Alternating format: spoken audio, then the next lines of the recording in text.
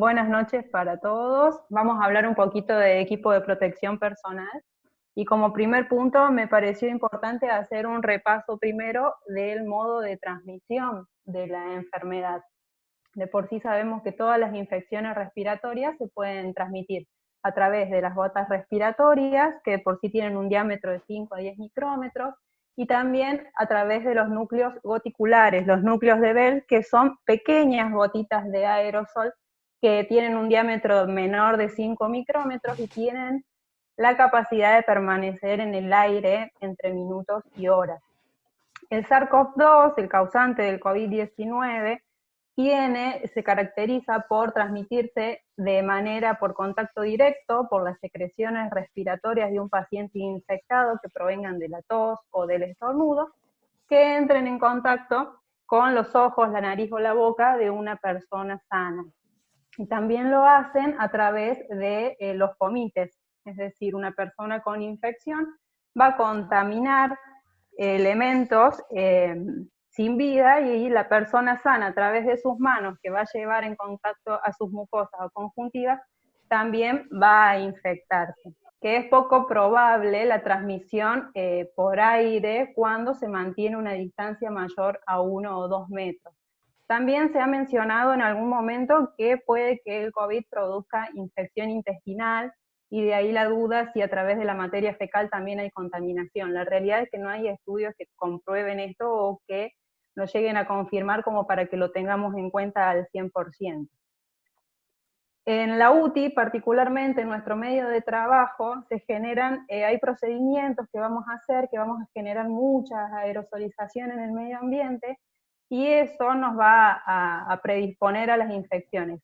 ¿Cuáles son estos procedimientos? Todos los que mencionamos acá: la intubación, las broncoscopías, las aspiraciones abiertas, nebulizaciones, la presión positiva antes de la intubación, el decúbito prono, la desconexión del ventilador, la ventilación no invasiva, las traqueostomías y la reanimación cardiopulmonar.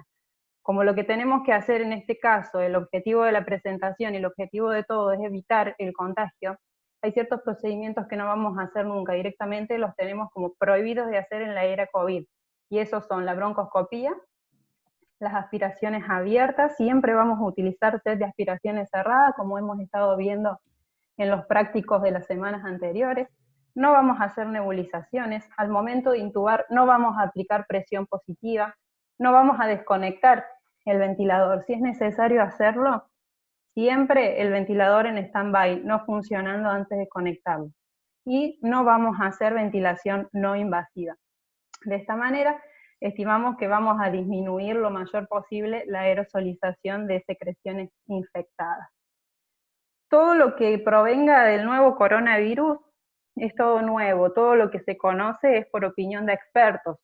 De ahí que la OMS, en base a normas internacionales, ha tratado de dar ciertas recomendaciones para frenar la transmisión de este virus.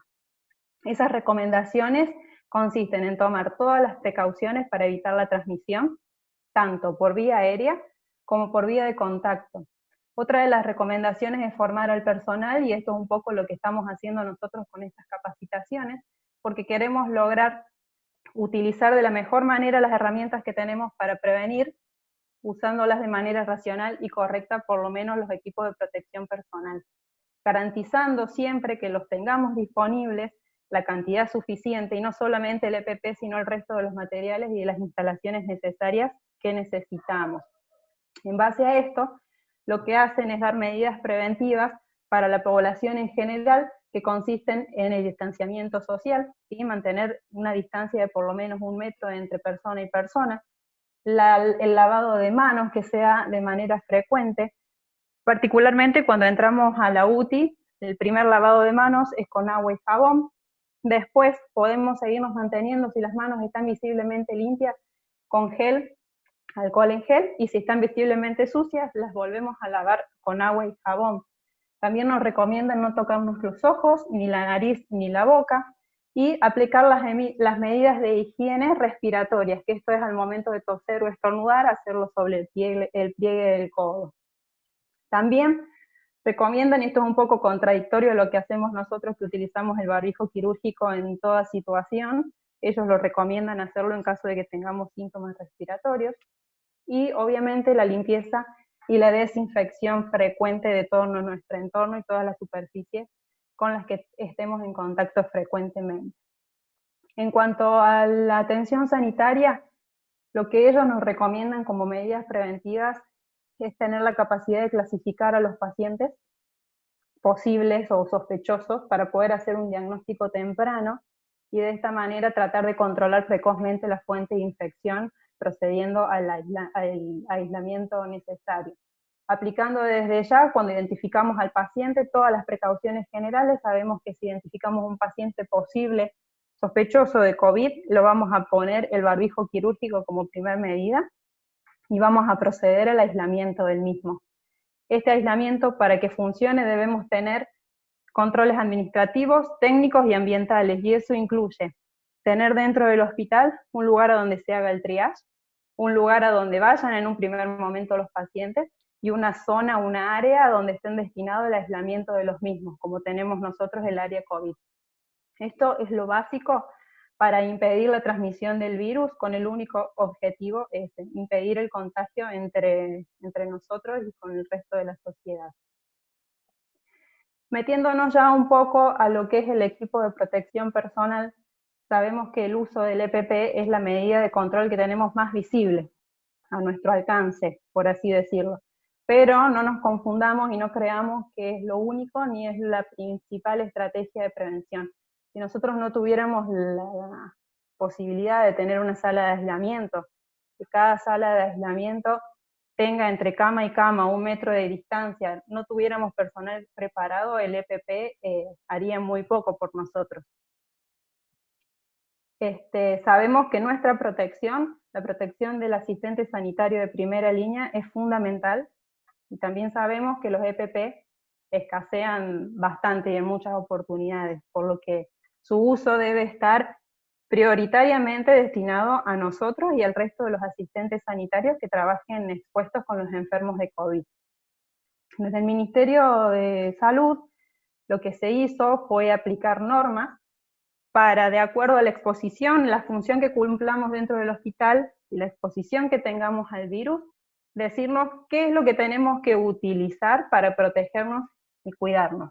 Incluye desde los secretarios o los médicos que hacen el triage, el camillero, el técnicos de laboratorio, radiólogos, maestranza, enfermeros, médicos, nos incluye a todos, ¿sí?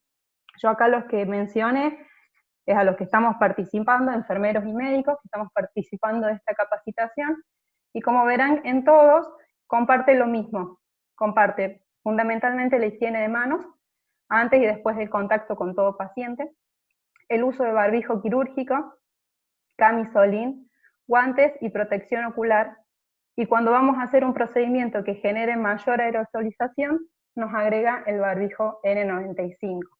Dentro de estos procedimientos también incluimos la toma del hisopado para el diagnóstico. Por su parte, el gobierno de la provincia de Córdoba, con el mismo objetivo de optimizar este recurso, de que no lo usemos de más, sino de acuerdo a nuestra exposición ante el paciente, clasificó al EPP en diferentes kits, en kit 1, 2, 3 y 4. En el kit 1, que es en estas personas que hacen el triage, o los telefonistas que tienen poco y nada de contacto con el paciente, hacen hincapié en la higiene de manos y en el uso de la mascarilla quirúrgica. Pueden aceptar el uso de guantes, pero no es lo más óptimo. El kit número 2, que nos incluye el lavado de manos, la mascarilla quirúrgica, las gafas o la escafandra y los guantes, es para el uso de, por ejemplo, tenemos un paciente sospechoso, lo vamos a aislar, el médico que va a hacer el examen físico, el interrogatorio, el enfermero que va a controlar signos vitales, se tiene que vestir con este equipo y ya estaría protegido, ¿sí? Si pasamos al kit número 3, vamos a ver que la única diferencia es que cambia el barbijo. En este caso tenemos el N95 y eso está destinado para las personas de laboratorio que van a tomar muestras de sangre. Podemos aceptar quizás el radiólogo que va a tener mayor contacto con el paciente ante la movilización para poner el chasis. ¿Sí?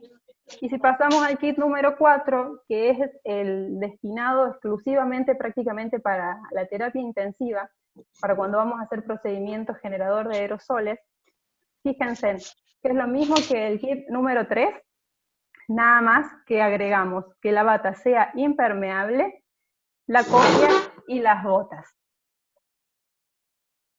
Ahora que conocemos en qué consiste todo, vamos a ir desglosando cada componente y de esos componentes vamos a ver las características que deben cumplir, que deben tener estos elementos. Voy a hablar fundamentalmente de lo que usamos nosotros en la terapia intensiva, es decir, del kit número 4. Comenzando por los guantes. Los guantes no tienen que ser estériles, tienen que ser de diferentes tamaños porque se tienen que amoldar a la mano de cada operador. Son de uso único, exclusivo y descartables, ¿sí? Muchos quieren ponerse o prefieren ponerse los estériles porque tienen la bota un poquito, la manga más larga, pero si estamos hablando de optimizar un poquito de recursos, me parece que no sería el mejor de los casos utilizar guantes estériles. Podríamos aceptar el doble guante por el hecho de que nos toca muchas veces tener guantes de muy poca calidad, que el simple roce con el paciente o con la cinta adhesiva ya se rompe, entonces nos permitimos ponernos doble guante. En cuanto a los camisolines, ya sean camisolines, batas o mamelucos, deben ser hidrorrepelentes cuando vamos a aerolizar, no estériles, deben ser largos hasta la rodilla, tener mangas largas y el cierre siempre posterior o más bien en un lateral del cuerpo.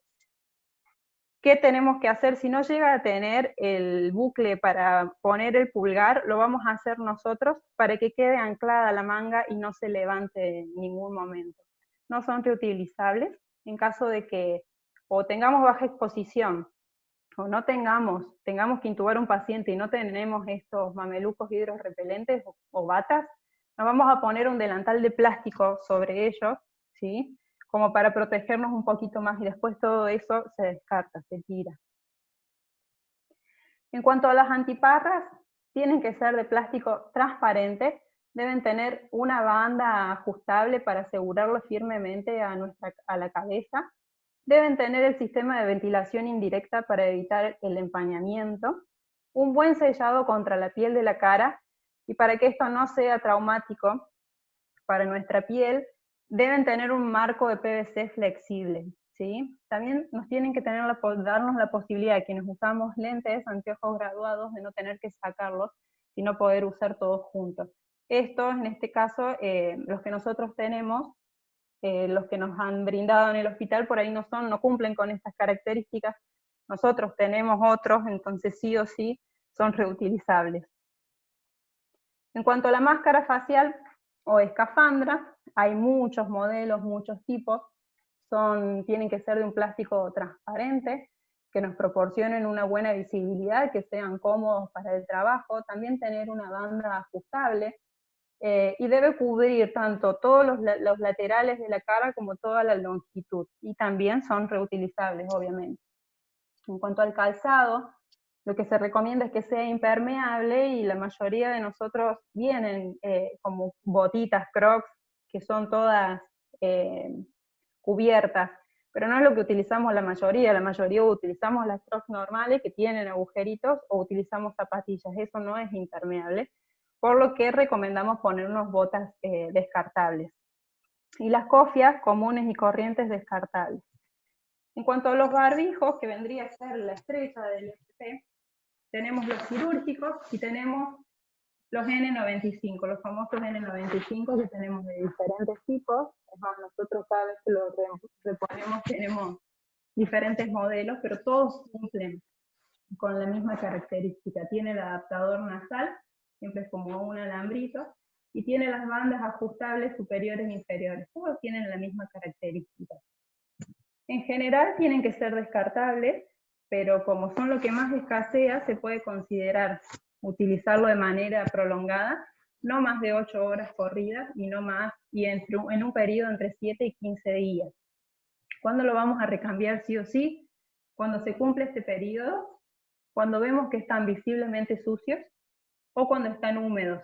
Y esto de húmedo suele suceder cuando entramos a asistir a un paciente y estamos 4 o 5 horas, créanme que salimos todo mojado y el barbijo también, esa es una oportunidad para cambiarlo. No son lavables, los barbijos no se lavan, y siempre para tratar de que dure lo más posible, tratamos de cubrirlo sobre el barbijo quirúrgico. El N95 ponemos un barbijo quirúrgico para mayor protección, para cuidado del mismo, digamos. ¿Qué es lo importante en esto con los barbijos? ¿Cómo lo vamos a colocar y cómo lo vamos a retirar? Colocación se sigue en diferentes pasos. Ustedes pueden ver variaciones de cómo manipulamos las correas, de acuerdo a donde lo lean o demás. Algunos directamente ponen las dos correas a la vez, otros ponen primero la superior y después la inferior, o al revés.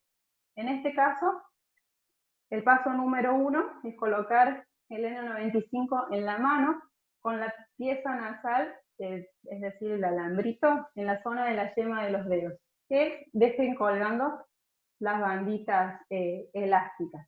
Posteriormente a eso, lo que vamos a hacer es colocar el respirador bajo el mentón con la pieza nasal en la parte superior. Vamos a agarrar la cinquita superior, la vamos a pasar sobre la cabeza y la vamos a dejar en la parte alta posterior de la misma. Y vamos a proceder a colocar la tira inferior. Una vez que hicimos esto, con ambas manos, con las yemas de los dedos, vamos a empezar a moldear la pieza nasal a nuestra nariz para que quede bien, digamos, en conjunto. La naricera y la nariz. Entonces con nuestras manos, como muestra acá la figura, vamos a ir dándole la forma. Una vez que hicimos esto, tenemos que comprobar que esté bien colocado el barbijo. No es solo ponerlo siguiendo estos pasos y entrar con el paciente. Hay que comprobar si realmente la eficacia del N95 es un 99% de cómo lo hayamos colocado. Entonces tenemos que hacer siempre la comprobación de ajuste. Y eso se hace con presión positiva y con presión negativa. Con presión positiva lo que vamos a hacer es poner las manos como rodeando el barbijo y vamos a exhalar bruscamente. Si vemos que por los bordes sale aire, significa que no está bien colocado y lo que tenemos que hacer es ajustar las correas. Por el contrario, la prueba de ajuste de presión negativa, volvemos a colocar las manos e inhalamos bruscamente. Ahí lo que tiene que hacer el barbijo para darnos la señal de que está bien colocado es colapsarse ligeramente contra nuestra cara. Bueno, una vez que lo utilizamos, también todo un ritual retirarlo. Retirarlo por el hecho de que ya una vez que estuvimos en contacto con el paciente lo tomamos como un elemento contaminado. No tenemos que tocar la superficie del barbijo, directamente nos manejamos con las correas. Se hace inclinando levemente la cabeza hacia adelante, hacia abajo, y en esto también pueden leer variaciones, que primero sacan la correa inferior y después la superior, al revés, o que sacan directamente las dos correas.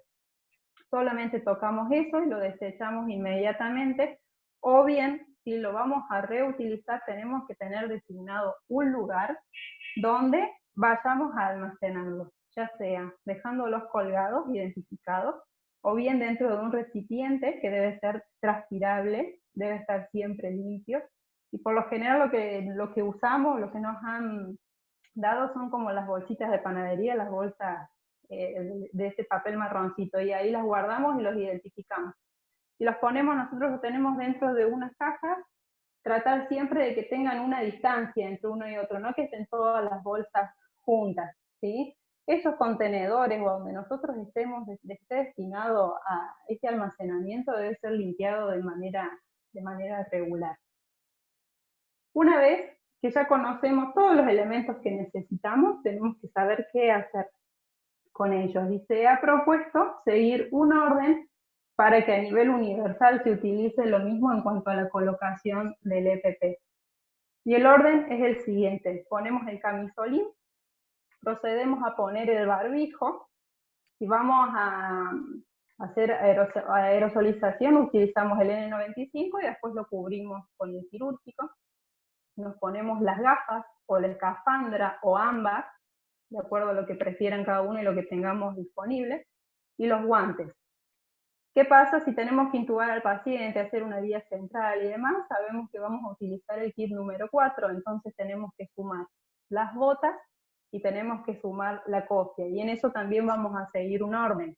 Primero vamos a poner las botas, vamos a seguir con el camisolín, el barbijo, las gafas, vamos a poner la cofia, después la máscara, la escafandra, y por último, los guantes. Tan importante como la colocación es el retiro del EPP, ¿sí?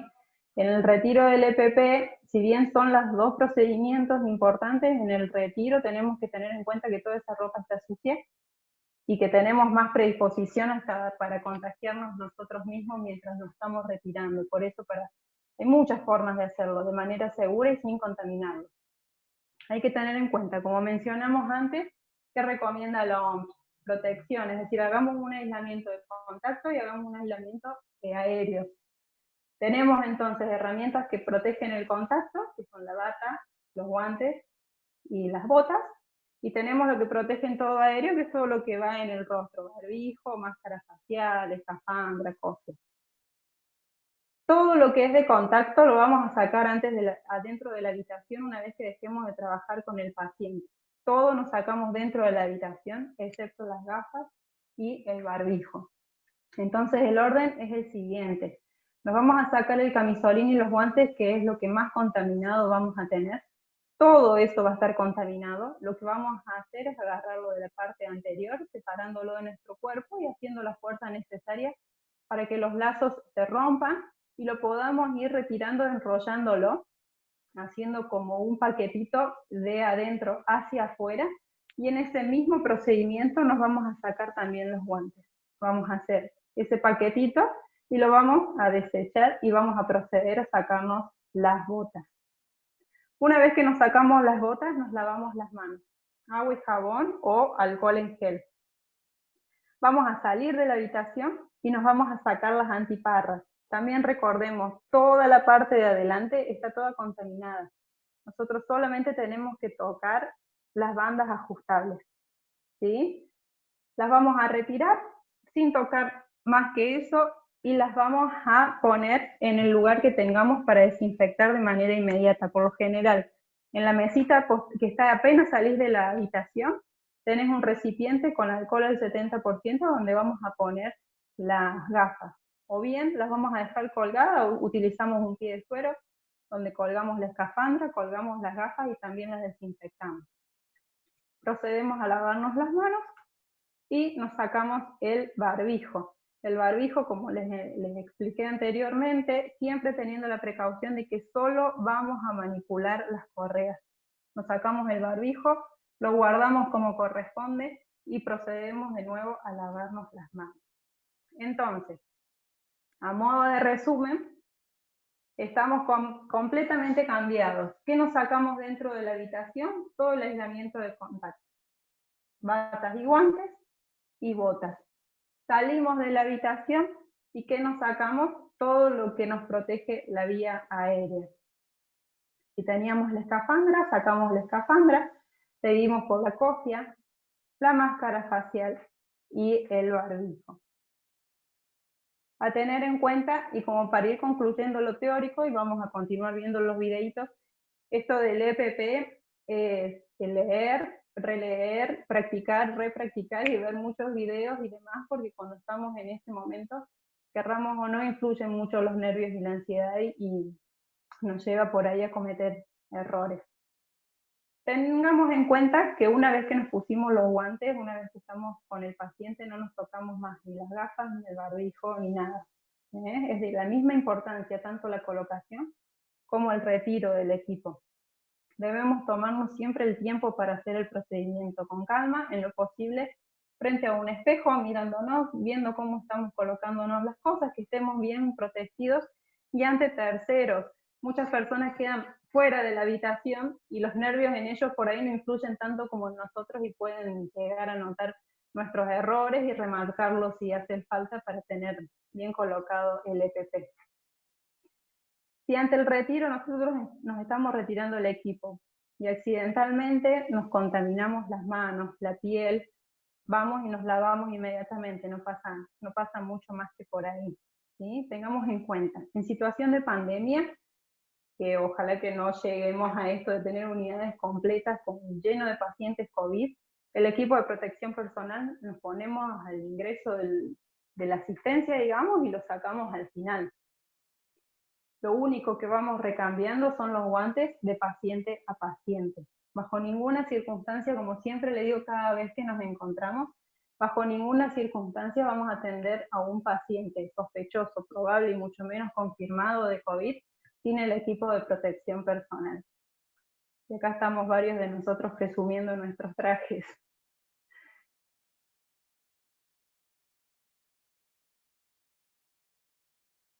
Nosotros nos tenemos que lavar las manos de dos formas, que puede ser con alcohol en gel o con agua y jabón. La técnica es la misma, lo único que va a variar es, si lo hacemos con agua y jabón, dura 60 segundos el lavado de manos, y con alcohol en gel es menos tiempo, son 40 segundos. Si no tenemos alcohol en gel, no hay problema con agua y jabón. El alcohol en gel es para la posibilidad, en el internado, cuando no tenemos la posibilidad de tener una bacha constante con agua, de tener a mano alcohol en gel para lavarnos enseguida las manos. Lo que tenemos que colocar es una buena parte de alcohol en gel sobre la mano y distribuirla por toda la mano y empezar los pliegues, primero los pliegues de arriba, de abajo, las uñas, mezclándolo así, los dedos pulgares. Esto va a depender también de la cantidad de alcohol que nos pusimos y la calidad para que se evapore. Estos son todos los movimientos que pueden ser alterados, no hay problema. Lo que yo tengo que hacer es lograr que el alcohol en gel pase y esté en todas las manos por fricción. Entonces, cuando el alcohol se evaporó, yo lo que voy a hacer es tener las manos limpias para trabajar. Una vez que yo tengo las manos limpias, ahí voy a empezar a hacer lo que es la colocación de los elementos de seguridad, que ya sea un barbijo común o un tapaboca. En enfermería, en atención al público, tenemos 5 momentos para aplicar el lavado de manos, que es antes del contacto con el paciente, me tengo que lavar las manos. Antes de realizar una técnica, me tengo que lavar las manos. Después del contacto con fluidos o secreciones, me lavo las manos. Después del contacto con el entorno del paciente, que puede ser cama, mesita de luz, un pie de suero, me tengo que lavar las manos, y cuando me retiro. Los 2 primeros momentos, que es antes del contacto con el paciente, yo lo voy a proteger al paciente. Los momentos que hago después son los que me protejo yo. El lavado de manos es bidireccional. Si yo lo practico en las 5 oportunidades, protejo tanto al paciente como a mí de futuras infecciones.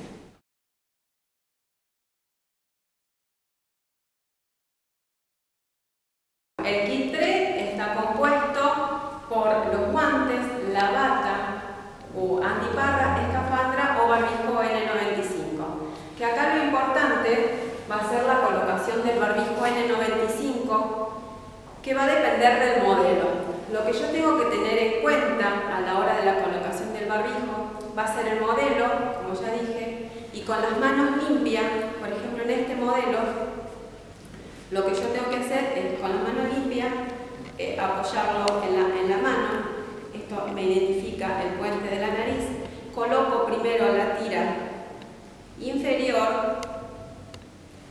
Esto, cuando ustedes tengan los barbijos N95, hay que practicar. Esto es personal, así que tienen que practicarlo antes, porque ya les digo, va a depender del modelo, va a depender de la calidad de las tiras, del tamaño también de nuestra cabeza.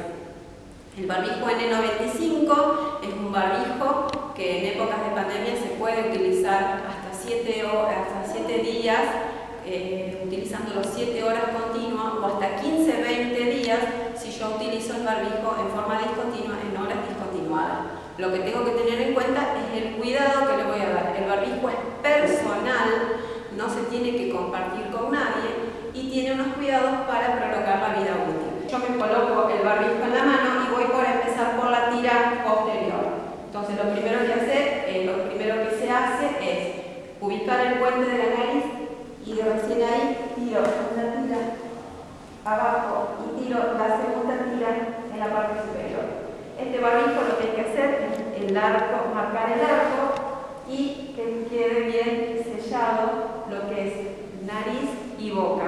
Tengo que hacer la prueba de sellado, que es aspirando para adentro, entonces veo que el barbijo se hunde y si soplo veo que no tiene que filtrar aire. Esas son las condiciones de que un barbijo me va a asegurar de que no sale ni entre ninguna bacteria, virus a mi vía respiratoria. Me voy a colocar posterior lo que es la máscara facial y en este caso le puedo agregar el gorro. Y por último, los guantes. Los guantes siempre colocando en la parte superior de los tendones. Una vez que trabajo con el paciente que me tengo que retirar de la habitación, hacemos lo mismo. Lo primero son los guantes y la bata. Esto lo puedo hacer todo en un solo movimiento. Todo en un solo movimiento y descarto todo y me quedo con la parte superior solamente. Y con esto me lavo las manos y salgo de la habitación. Todo lo que tengo en la cabeza me lo tengo que retirar afuera de la habitación.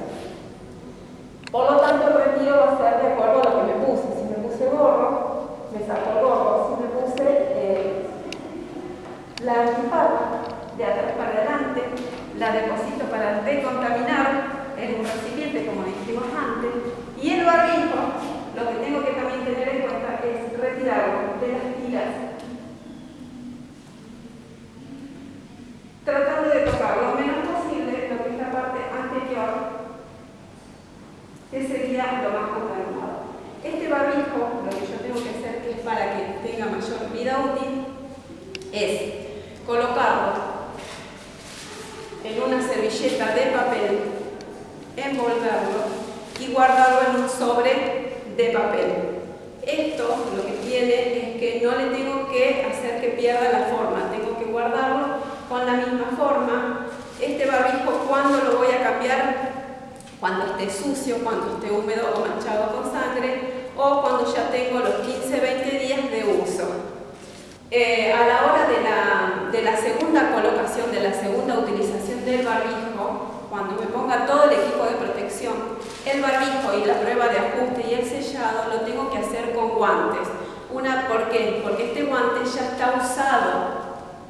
Entonces, una vez que yo hice la prueba de ajuste, esos guantes me los desecho y después continúo con los demás elementos de protección personal.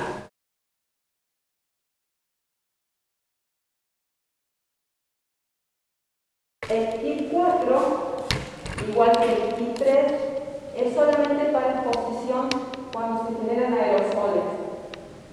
Puede ser fácilmente ventilado en la terapia, cuando vamos a hacer la higiene bucal, todo cuando haya riesgo de exposición. Le agregamos lo que es el gorro y las botas de cubre calzado. Barbijo en el 95, la máscara, guantes y bata. En caso de la bata tiene que ser bata mangas largas, hemorrepelente o el mameluco que viene acá, que no lo vamos a poner porque para no abrir este equipo. Este es el elemento del kit 4 que es para terapia y cuando haya riesgo de exposición de aerosoles. A la hora de retirarlo, también empezamos por lo que está más contaminado, que son los guantes y la bata. Todo esto lo sacamos en un solo paso. Nos retiramos lo que es el gorro y las botas dentro de la habitación, me lavo las manos y afuera de la habitación me retiro todo lo que tengo en la cabeza con los mismos pasos anteriores. La antiparra para decontaminar, el barbijo en una servilleta de papel para yo después poder guardarlo en un sobre que tiene mi nombre. Y posterior a todo eso, nuevamente higiene de manos. Como habrán visto, puede haber en alguna en alguna de las maniobras que mostró la Ale y que después mostró la Cari, por ejemplo en la colocación del N95, uno empezó por la posterior superior, perdón, por la agarradera superior y otra por la inferior. Eso en realidad, si uno lo tiene presente, no es el momento más importante, porque ese es el momento de la colocación.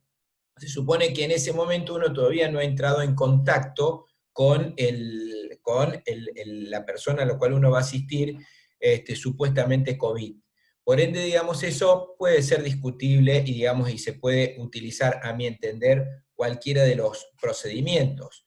Lo que sí me parece sumamente importante y que las chicas hacen hincapié en esto es que cuando uno se está protegiendo, es importante que otro actúe de mirón, ¿sí? Nos esté controlando de auditor de cómo lo estamos haciendo, o bien tener un espejo para poder verse. Cuando uno lee la distinta literatura, esto es una cosa en donde los tipos que han trabajado en esto y que han tenido problemas con esto, lo insisten mucho. Hay un artículo publicado por New England en donde muestra que las zonas por donde más ingresa el virus en el personal de contacto son los lóbulos de la oreja, parte de la frente y el cuello, que son las zonas que suelen quedar expuestas, más expuestas en el momento de preparación, en el momento de colocación del EPP.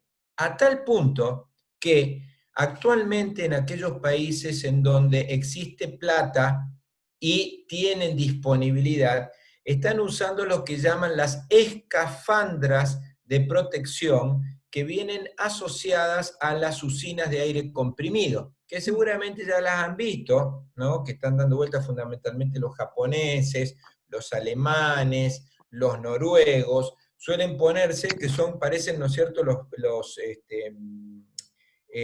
son muy comparables, digamos, a los trajes antiflama que se usan, digamos, en las fundiciones, en donde se ponen, se les agrega justamente aire comprimido tipo buzo o bombero para poder circular. Por supuesto, eso nosotros no lo vamos a disponer, no lo tenemos, entonces hay que tener presente esto en vestirse. Obviamente, la otra cosa que me parece que también hay que recalcar, que fundamentalmente la gente, el equipo de salud se contagia en la retirada del EPP, en la retirada del EPP. Entonces, cubrirse, ponerse el forro, es importante, ¿no es cierto? Parece cuando, acá voy a comparar forro para echarse un fierro, a cubrirnos con esto, ¿no es cierto? Al forro, para echarse un fierro hay que ponerlo bien, ¿no es cierto? Hay que asegurarse que está bien puesto. En este caso también. Ahora, cuando uno se saca el forro, no es tan importante como cuando se saca este protector. ¿Está claro? Eso hay que tenerlo muy presente. Hay que prestarle tiempo y hay que prestarle atención. Viendo acá pregunta Flavia, dice, en el caso de que cuando nos colocamos el N95 por segunda vez, ya lo hemos usado, ¿no sería conveniente colocarlo con el primer par de guantes, ya que ya estaría contaminado? A ver, contesta. Más que con el primer par de guantes, directamente te tendrías que poner unos guantes para colocarte el barbijo, hacer la prueba de ajuste, y una vez que lo hiciste, descartar esos guantes y volverte a lavar las manos. Eso sería lo ideal. Bien. Y la otra cosa a tener en cuenta es que ante la duda de tocarlo hay que lavarse las manos. Ante la duda, siempre. si uno tiene duda, hay que lavarse las manos. Ante la duda, lavarse las manos. ¿Quién pregunta? Yo, Horacio. Horacio, Antonio, dale. Chiquito mío, en la poca experiencia que tengo de haber estado escafandrado, pero es bastante engorroso, no me acuerdo, no pude escuchar porque me llamaron, pero posterior a la extracción de todo el material descartable y demás, es aconsejable el baño posterior a la retirada de todos los contaminantes. Eso es muy importante porque salís todo mojado, todo transpirado, y es importante tener un lugar donde poder asearnos. Y les Real. sugiero que cada vez que vayan de guardia, lleven 3 ambos, porque si no van a andar desnudos. Sí. Bueno, eso, no sé, Ale, si lo... Sí. Muy bueno el aporte. Esto que dice Horacio es, la verdad que ha sido todo un tema que lo venimos discutiendo y que uno aquí se da cuenta de la falta de infraestructura que tienen nuestras unidades de trabajo. Porque en realidad el baño posterior a la jornada debiera ser, si las jornadas nuestras partieran del concepto de que una jornada está aceptada como válida de 8 horas. Nuestras jornadas en realidad están programadas de 24, en algunos lados de 12. Entonces, ponerse un kit 4 de trabajo realmente es casi inhumano. Realmente se necesita una ducha para poder durante el día o a fin de la jornada pegarse un buen baño antes de retirarse del hospital. Eso es lo que también está aconsejado, ¿sí? Eso también sería conveniente. Ale, ¿vos querés agregar algo? Los gorros que usamos, es cierto, nos dificultan mucho el tema de la ocultación del paciente, pero bueno, es un precio que hay que pagar para nuestra protección. Es así, no se negocia eso, no nos vamos a sacar ni la cofia, ni el gorro, ni nada, ni vamos a usar nuestros estetoscopios para poder ocultar al paciente. Es verdad, es verdad. Y una pregunta de Lucas Castaño, que cómo decontaminamos las gafas y las máscaras con alcohol al 70%. A las gafas directamente las introducimos en un recipiente que ya tiene el alcohol, y a las escafandras las dejamos colgaditas y las rociamos con alcohol, unos minutos dejamos actuar y después las secamos. ¿Quién habla? Marce Carmona. Pregunte. Che, una consulta que a mí me pasó cuando tuvimos que usar el ecógrafo. ¿Qué recomendaciones hay puntualmente con el equipamiento que se va a usar con el paciente? Bien. Sobre todo. Dale. Ale, contestá vos, sí. Hay todo, te digo. Dale. No, la experiencia que nosotros tenemos es cómo los manejamos con el electrocardiógrafo, que lo cubrimos, hacemos todo como una cubierta con bolsa y así lo metemos adentro de la sala. E incluso hacemos el electro y nos queda hasta el papel adentro de esa bolsita, es una electro ciega, pero en fin. Y cuando sale de la sala se rocea se echa todo el alcohol a todo el equipo que se use, se deja actuar unos minutos, se seca y después recién se saca la bolsa. Yo creo que es una buena opción para el ecógrafo, sobre todo para el teclado y en sí el traductor, ver de qué manera se puede proteger, hacer una protección de contacto, digamos, y que después lo podamos decontaminar. Las cosas eléctricas, dice que no es lo recomendable echarle directamente el alcohol. No sé el otro día, si vamos a usar el portátil o cuál vamos a usar. En el webinar de Sati de la semana pasada, Ecografía trató el tema justamente de cómo manejar el cuidado de los equipos. Se habló durante media hora solamente sobre el ecógrafo.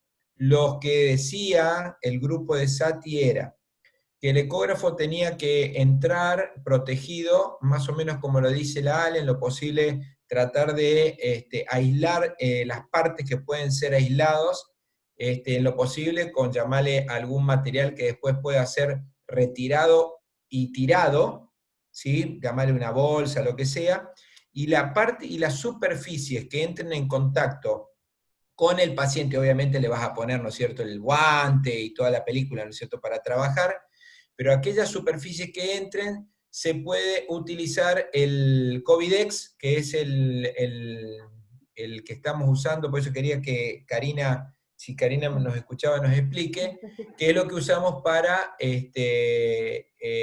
desinfectar a todos los equipos de la terapia. Obviamente el alcohol 70 y menos el agua lavandina, ¿no es cierto?, en las diluciones que se proponen, que si bien son muy buenos antisépticos, en los materiales digamos, para operar, los va destruyendo de manera progresiva, ¿no es cierto? Es decir, por eso todos estos materiales en lo plástico y las pantallas y todo, se prefieren los cuaternarios estos que propone el Comité de Infecciones, el Covidex o alguno de esos. ¿Es eso lo que haces? ¿Es eso lo que usás? No, la verdad que tuve solamente un contacto y no estábamos usando ningún método de prevención. Era un paciente que estábamos casi seguros que no tenía. Pero Bien. No cubrieron ahí con noté nada. varias falencias. Claro, Hay un link que ahí si quieren se los envío del blog de Dopico, que Sí, manda a unos enlaces de todas recomendaciones de cómo limpiar los equipos. exactamente. Ahí se los mando. Esa es la charla, Andrea, que justamente dieron en Sati, justamente, tal cual. Bien. De esa es la que estoy hablando. Sí, me parece bien, mandalo. Ahí si quieren les mando el link. Dale, mandalo y lo publicamos acá. Bueno, si todo sigue bien, seguimos con en esta semana las chicas los van a instruir sobre esto que estuvimos viendo, seguramente les van a insistir, vamos a tratar de vestirnos y desvestirnos durante esta semana. La semana que viene nos toca la quinta charla, la cual va a estar, la va a dar la Janina Bernetti, que también todos conocen, otra instructora, residente del hospital. Vamos a hablar de cuidados generales, fundamentalmente en el paciente respirado. Es decir, va a haber toda una charla de FATHUD, que es una de las guías que usamos para poder ordenarnos en cómo tratar a los pacientes ventilados, las interfaces y todas las cositas. Los saludamos a todos, los felicito ayer a todos los que participamos en la charla, los felicito, nos felicitamos y esperemos que sigamos. Puede ser que esta pandemia nos enseñe a que tenemos que encontrarnos cada vez más y hablar el mismo idioma. Los saludamos a todos, muchas gracias y nos volvemos a ver. Chau, chau.